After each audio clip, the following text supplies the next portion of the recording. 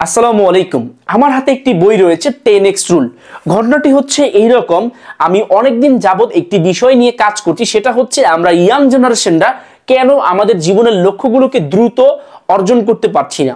আমার একটি লক্ষ্য রয়েছে যে আমি এরকম কিছু অ্যাচিভ করব, আমি এই পর্যায়ে যাব, একটা ভালো কিছু হব, কিন্তু কেন আমরা এটা করতে এত সময় নিয়ে নিচ্ছি। এই বিষয়টি নিয়ে যখন আমি কাজ করি তখন আমি একটি বই পাই 10x রুল, আর এই বই থেকে আমরা অনেক কিছুই শিখি এবং আপনি এই বইটি পড়লে আশা করি অনেক বিষয় শিখতে পারবেন যা বাস্তব জীবনে অনেক কাজে আসবে। হয় কি, যখন আমরা লক্ষ্য পূরণ করতে যাই এই দুইটা বিষয় কিন্তু আমরা মনের ভিতরে গেঁথে নেই না।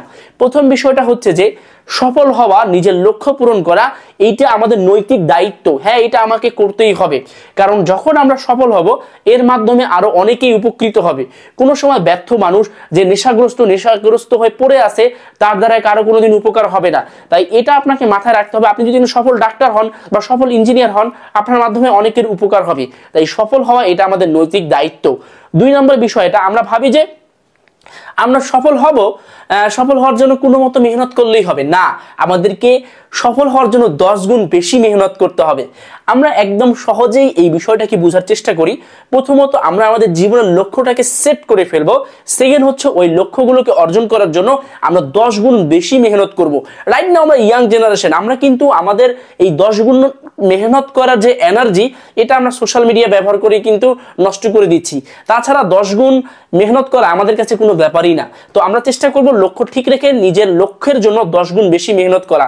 তাহলে আমরা যদি সফলও না হই, আমরা ওই ব্যক্তিদের থেকে এগিয়ে থাকব যারা মাত্র নিজেদের লক্ষ্য পূরণ করার জন্য 2 গুণ 3 গুণ পরিশ্রম করে। তো অবশ্যই আমরা সবসময় চেষ্টা করব 10 গুণ বেশি পরিশ্রম, আর এটা আমরা অভ্যাস করে নিব।